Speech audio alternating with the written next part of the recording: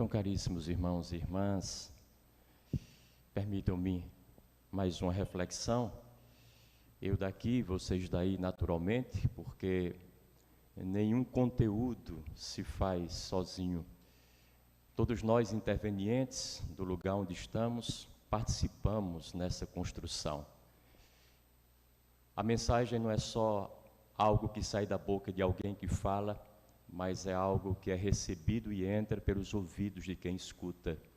E às vezes esses ouvidos precisam ser mais inteligentes, criativos, estarem mais abertos e capazes do que a boca de quem fala. Não deve depender dela. Às vezes quem fala não está tão inspirado, não passou uma noite tão boa, ou então a vida não está correndo às mil maravilhas e acaba interferindo na sua fala.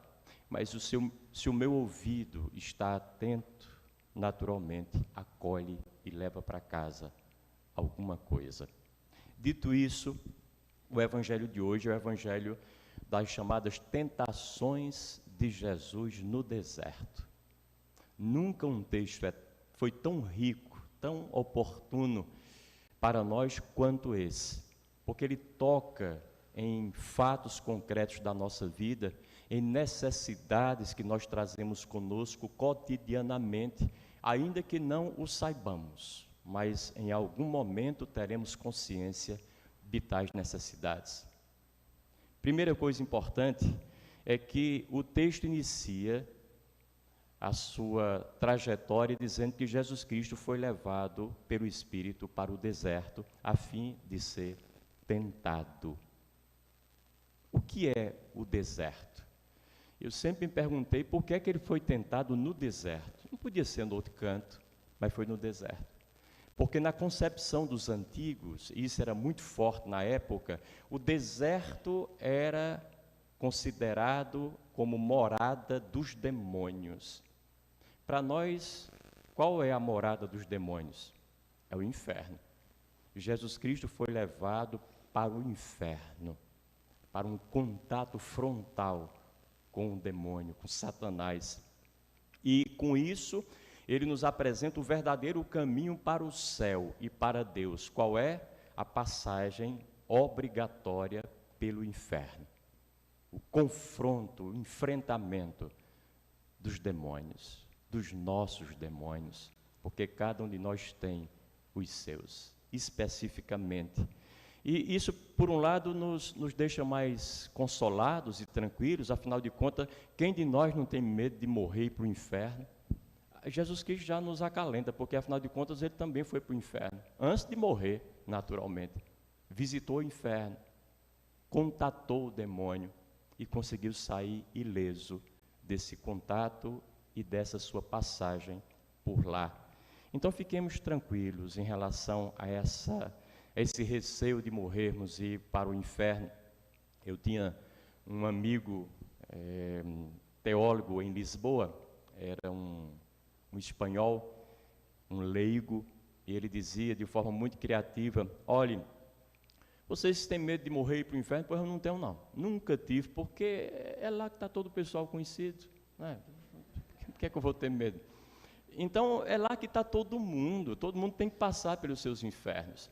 E é preciso que a gente não tenha um receio de uma coisa que absolutamente não pode meter medo em nós de maneira alguma. No segundo aspecto, o deserto é aquilo que parece ser dentro da nossa concepção. Quando a gente vai para um lugar, uma festa qualquer, e alguém nos pergunta depois: e aí, como é que foi lá? Tinha muita gente? Não, era um deserto, não tinha ninguém. Deserto é lugar de ninguém, deserto é lugar do nada. Deserto é lugar da ausência, da falta, da carência, da solidão, do abandono, do afastamento, do isolamento de tudo e de todos. Então, se eu vou para um lugar onde não tem ninguém, tem eu. Eu cheguei, estou lá, tem a minha pessoa e a minha presença. O deserto é esse lugar teológico, muito mais do que um lugar geográfico, físico, tangível, para onde, vez por outra, nós precisamos ir, para ficar sozinhos, olhando para nós próprios, enfrentando a nossa verdade ou a nossa mentira, conhecendo-nos um pouco mais e profundamente, porque quem não se conhece, não conhece absolutamente nada. E a ilusão que a gente tem quando bota os olhos nas coisas, quando lê as coisas e acha que está conhecendo a revelia de nós próprios, não temos pernas para andar consistentemente e não vamos longe com esse suposto conhecimento de tudo que está à nossa frente. Primeiro conhecimento, mais necessário, mais urgente, imperativo, é de cada um com a sua própria realidade. Isso não é para a pessoa se exilar em si própria, em si mesmar-se, não. É para que a partir dele possa olhar para o mundo de maneira sólida, sabendo o que de fato está vendo, compreendendo as coisas na sua devida proporção, medida e expressão. Então, o deserto é lugar de autoconhecimento. Então, no deserto, para onde eu for, para onde eu olhar, para onde eu me virar, não havendo mais ninguém, eu só vejo a mim. No fundo, o deserto é uma proposta de autocompreensão, autoconhecimento. Essa palavra é meio desgastada já nos nossos dias, mas sempre muito necessária de ser revisitada. Conhecer-se a si próprio, compreender-se cada vez mais, para a gente tentar compreender a mulher em casa, o marido em casa, os filhos em casa, os amigos, as contradições das pessoas, as frustrações que elas nos trazem, compreender os embates da vida na relação, que a relação é muito complicada. E às vezes a gente tem dificuldade porque não se sabe e quer saber sobre os outros. Não dá de forma alguma. Então o deserto é, no fundo, o desafio do espelho. O deserto nos propõe a que olhemos no espelho e possamos enxergar-nos nele. Às vezes, quando a gente olha no espelho, não gosta muito do que vê, mas ninguém tenha ilusão. O que o espelho mostra, ele não cria, ele apenas reflete o que nós colocamos diante dele. Às vezes, nossa aparência não está lá muito boa. Às vezes já envelhecemos um bocado, apareceram rugas desde a última hora, o último momento em que olhamos ali, mas somos nós. Não adianta dizer, não, vou trocar esse espelho, ele não serve, está todo ondulado, você está ondulado, se troque, porque o espelho vai refletir exatamente a sua imagem. Não façamos como aquela senhora que foi no médico, muito preocupada, achava que estava nervosa, tensa e deprimida, disse, doutor, pelo amor de Deus, era um psiquiatra, eu tenho um problema, todas as vezes que eu estou me olhando no espelho, eu me acho velha, feia, enrugada, horrorosa. O que é que o senhor acha disso? Ele disse, bom, pelo menos problema na visão a senhora não tem. O espelho não mente, o espelho revela aquilo que nós somos. A grande pergunta e o grande questionamento é, a partir do Evangelho, se nós nos sentimos às vezes desconfortáveis frente a um espelho, porque nos mostra algumas verdades que no nosso físico nos têm aparecido, das quais nós não gostamos tanto de aceitar como nossas, mas são, com que espelho, diante de que espelho nós olhamos as dificuldades da nossa alma, do nosso coração, do nosso pensamento, da nossa consciência, do que vai dentro de nós, das motivações que nos fazem viver, da intenção e da intencionalidade que nós colocamos em cada decisão que tomamos. O que nos move, na verdade, que espelho nos revelam essas coisas? Esse tempo quaresmal quer que nós olhemos para esse outro espelho, enxergando-nos o mais possível dentro de nós, sem nos iludir ou nos deixar desviar. Isso é uma tentação muito forte, por aquilo que os olhos da cara nos levam a ver. E esse é um grande dilema, porque os olhos sempre nos remetem aos outros, a coisas de fora, e é preciso acionar uma outra visão que nos leve a enxergar a nós e as coisas de dentro, obrigatoriamente. Então, esse é o nosso deserto. Depois, o deserto do Evangelho e desse período da Quaresma é também um tempo oportuno de preparação, é uma oportunidade, por assim dizer, para que nós possamos adquirir competência para viver melhor. Eu cresci ouvindo de meu pai, quando botava a gente para estudar, ele não havia estudado, mas não nos poupou de oportunidade e de investimento no orçamento dele para isso. Ele diz: estudem, ganhem, sejam competentes, porque quem não tem competência não se estabelece. Eu nunca esqueci essa palavra. Ela me acompanhou o tempo inteiro nos meus estudos. Aqui no CRA, depois em Recife, depois em Curitiba, depois em São Paulo e até agora. Será que eu já tenho a competência necessária para me estabelecer em alguma coisa? E a resposta sempre é: ainda não. Vamos atrás dela, porque ela existe, ela é uma possibilidade real, é algo acessível a todos nós. Então foi por isso que o próprio Jesus Cristo ficou no deserto por 40 dias, para nos dar o exemplo. Moisés jejuou 40 dias para receber as tábuas da lei com os mandamentos. Elias caminhou 40 dias pelo Monte Horebe para receber a presença de Deus naquela brisa suave, conforme nós vemos no Antigo Testamento.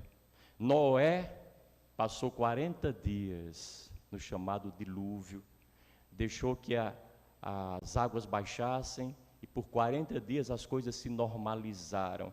Por 40 anos caminhou o povo de Deus errantemente em busca da terra prometida na Judéia, em Israel. E lá passou mais 40 para se estabelecer de forma mais sólida. Então, esse tempo que aqui é representado por esse número inteiro de 40, significa que todo mundo tem que ter um tempo para se preparar para aquilo que quer fazer na vida. Se não se preparar, nada feito. Tem um dito na espiritualidade antiga que diz assim: a felicidade nunca está ao alcance dos despreparados. Nunca está ao alcance dos despreparados, de forma alguma. Aconteceu, por exemplo, com os líderes que nós conhecemos: Mandela, Gandhi, Madre Teresa de Calcutá, e os outros, como São Francisco de Assis, se prepararam. Gandhi foi estudar na Inglaterra, passou lá muitos anos, depois voltou para a sua terra, a Índia, anos a fio em jejum, antes de se tornar esse grande homem que nós conhecemos pela história, e libertar o seu povo e o seu país. Mandela, 27 anos, não só preso, mas confinado, e fez daquela prisão o seu espaço de aprendizado e de preparação por excelência. De lá saiu, tornou-se presidente do seu país por 2 mandatos seguidos e provocou uma revolução no mundo contra aquela dificuldade que se impõe até hoje, fora e dentro de nós, que é o racismo, que é o preconceito. A luta antirracial ganhou notoriedade, sobretudo em Mandela. Preparou-se para isso. A interlocução dele com o mundo inteiro foi extremamente necessária, oportuna e benéfica. Produziu resultados sem igual. Então, quem não atravessar o seu deserto não pode entrar na terra prometida. Essa é a grande verdade. Porque a felicidade, não estando ao alcance dos despreparados, a sorte também não existe. Sorte é quando o preparo se encontra com a oportunidade. E para quem está preparado, não vai faltar oportunidade. Esse medo que às vezes os jovens têm de eu vou ser dentista, eu vou ser engenheiro, eu vou ficar desempregado, porque a concorrência é tão grande. A concorrência é grande se você quiser, mas você pode fazer a diferença e estar um passo à frente. Se você se preparar melhor do que a maioria, porque a maioria não se prepara, se contenta só com o que recebe na universidade, na faculdade, isso não vale absolutamente nada. Preparo vem depois, fora dela, com as leituras que você faz, com as experiências que agrega. Se não fizer isso, naturalmente vai ter que se preocupar com o emprego. Mas se fizer, o emprego, esteja ele onde estiver, vai driblar todos os despreparados na sua área e vai chegar até você. A oportunidade está sempre muito perto de nós. É uma energia que nós temos porque construímos e que vai puxando aquilo que é semelhante a ela. Exatamente nessa mesma proporção e intensidade. A pergunta que a gente pode fazer a partir disso é: a vida que eu estou levando agora, as coisas que eu estou fazendo nesse exato momento, hoje, por exemplo, e que ocupam o meu tempo, às quais eu dedico a minha energia, estão me levando ao lugar que eu quero chegar? A atingir os objetivos e as metas que eu tracei para mim, a médio, curto ou longo prazo, ou não? Estão me levando exatamente ao afastamento sistemático delas. Se a resposta for, eu estou muito longe com as coisas que eu estou fazendo daquilo que eu quero alcançar, então mude.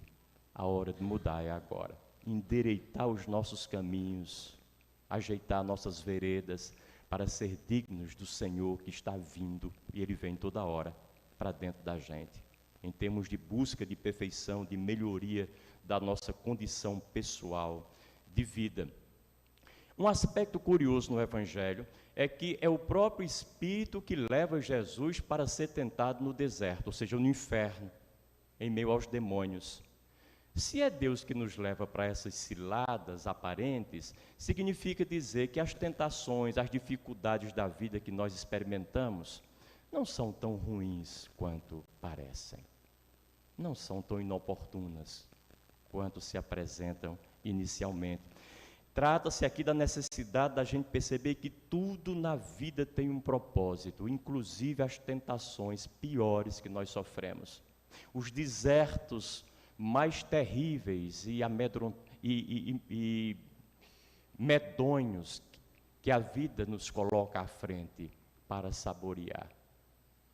É preciso que nós saibamos acolher essas coisas como um instrumento, uma ferramenta favorável a nós, e não como um demônio propriamente, que é desfavorável e nos quer fazer perder a nossa própria vida. Não é assim. No mais a mais, tentações, dificuldades, atropelos, problemas, não são outra coisa senão um desafio que muitas vezes, se forem bem acolhidos, nos mobilizam por dentro, mobilizam as nossas capacidades internas, nossos potenciais. Eu desconheço, não sei se vocês conhecem, mas eu desconheço alguma pessoa que tenha crescido na vida boa, fácil e tranquila, na sombra e água fresca, na zona de conforto. Não cresce. Uma pessoa que cresce recebendo tudo do pai e da mãe, favoravelmente, tudo se evita para que ele sofra. Tem sempre uma mão protetora ali à sua frente. Essa pessoa, com 50 anos, é um bebezão. Só lhe falta colocar uma mamadeira na boca. Mas não sabe de nada. Reclama de tudo. Não aprendeu, não ganhou um embasamento, um alicerce para enfrentar os desafios da vida e as dificuldades, que são muitas e não são nada fáceis, de maneira alguma. Eu conheço muita gente, e vocês também devem conhecer, ao contrário dessas, que depois de sofrerem muito, tem muito a nos dar, tem muito a nos dizer. Delas podemos muito receber e esperar, porque elas foram provadas, testadas e aprovadas no seu sofrimento. Tiraram proveito disso. O seu percurso doloroso não passou por elas em vão. Deixou raízes, deixou marcas, deixou um caminho traçado, através do qual outros tantos podem caminhar, se não pelo menos inspirar-se nele. A aprovação, as coisas ruins não são tão ruins assim. Porque quando eu estou diante de um grande problema, eu sou chamado a encontrar uma solução. Ninguém vai encontrar por mim. E se eu não encontrar, eu morro, eu sucumbo. E eu não quero morrer. Até por instinto de preservação, eu encontro uma solução qualquer, se ela ainda existe.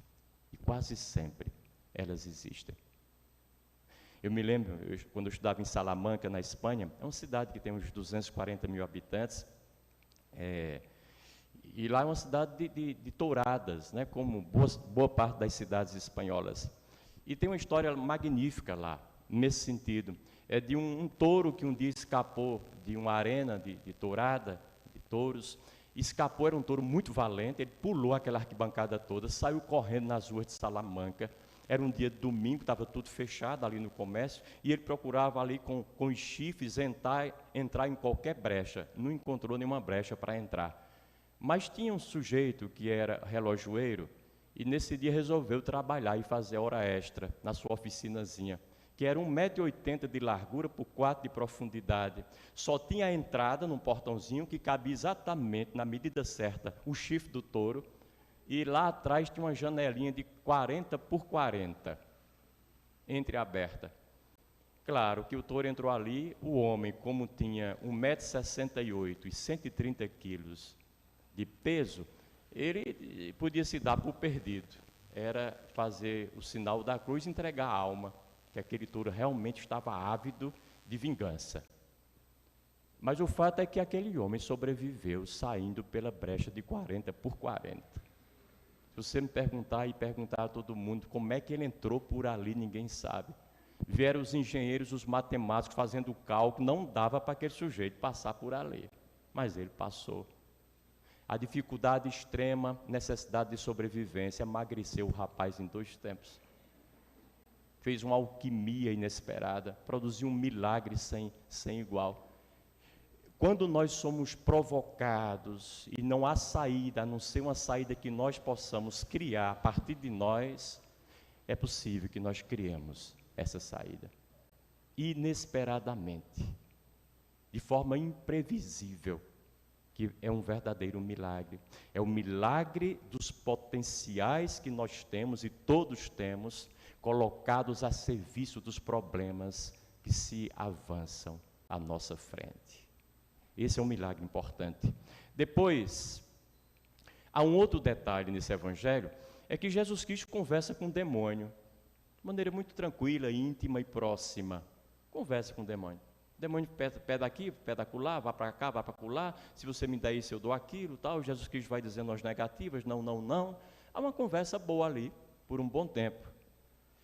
Ore, também nós precisamos aprender a conversar com os nossos demônios, com aquilo que nos incomoda bastante, nos maltrata, nos machuca, com aquilo que atrapalha, que impede o nosso crescimento, a nossa evolução pelos caminhos da vida. Precisamos não fugir disso, mas encarar o demônio e conversar, tete a tete, frente a frente, com eles o tempo inteiro. E aprender a interrogá-los, a questioná-los. Por exemplo, o que é que vocês querem de mim? O que é que vieram fazer na minha vida agora me incomodando tanto? O que tem para me dizer e me ensinar que eu ainda não sei? Digam-me, por favor, eu tenho pressa em ter essa resposta. Que aspecto da minha alma precisa crescer e se transformar a partir da presença de vocês dentro dela, criando tanta confusão? Aprendamos a conversar com as nossas dificuldades demoníacas, com aquilo que é inimigo para nós, e todo dia não nos falta inimigo de forma alguma. E por último, depois de dito isso tudo, o episódio das tentações que nós lemos no Evangelho de hoje tem tudo e mais alguma coisa para não ter acontecido. E alguém pode dizer, então não vale a pena nem ler, não aconteceu, não é um fato verdadeiro. Quem foi que disse que a Bíblia está preocupada em relatar fatos históricos, tais e quais aconteceram? Nunca esteve. A Bíblia não é um livro de história, não é um livro de ciência, que quer provar e comprovar dogmas científicos, verdades científicas ou históricas, não. A Bíblia é um livro de doutrina, de revelação, que se utiliza de 1001 artimanhas, artifícios, estratégias, histórias, parábolas, tratados, comparações, criações, inventividades, para nos revelar o projeto de Deus para nós. Mas todas as coisas que lá estão têm um propósito, têm uma intenção, têm um ensinamento, seja ela como for, seja ela de que maneira for. Portanto, é possível que não tenha acontecido isso. Aliás, eu acho que não aconteceu do jeito que está aqui. Primeiro, essa figura do tentador não pode ser real. Como é que o demônio pode mais do que Jesus? Pega no braço dele, leva para cima, leva para baixo. Você faça isso, você faça aquilo. O demônio não pode mais do que Deus, de maneira alguma. Não tem nenhuma força nesse mundo mais forte do que a força de Deus. Segunda coisa que eu acho importante é que Jesus é levado para um monte, nessa terceira tentação, de onde ele vê todos os reinos do mundo. Esse monte não existe. Quando eu subo aqui, depois do Padre Ágio, ali no Belmonte, que é uma visão maravilhosa, lá da serra, e olho aqui para o horizonte, se for de noite eu vejo as luzezinhas, alguém pode dizer ali é Caririaçu, né? Lá é Missão Velha. Eu posso até acreditar que seja, né? Porque estão me dizendo naquele rumo mesmo, mas não estou vendo nada. E a Baiara é que eu não vou ver mesmo, muito menos milagre. A nossa visão de qualquer alto é sempre uma visão circunscrita a uma realidade que os nossos olhos podem alcançar, nem mais, nem menos. Não existe esse monte onde eu posso ver o mundo inteiro, os reinos do mundo inteiro. Logo, e aqui é a conclusão que eu quero deixar na cabeça e no coração de vocês, pelo menos a título de pensamento e de reflexão pessoal, e não obrigatoriamente de concordância comigo, mas algo que lhes possa fazer refletir. As tentações dos evangelhos representam sempre as lutas que cada um de nós trava constantemente consigo próprio. Consigo próprio.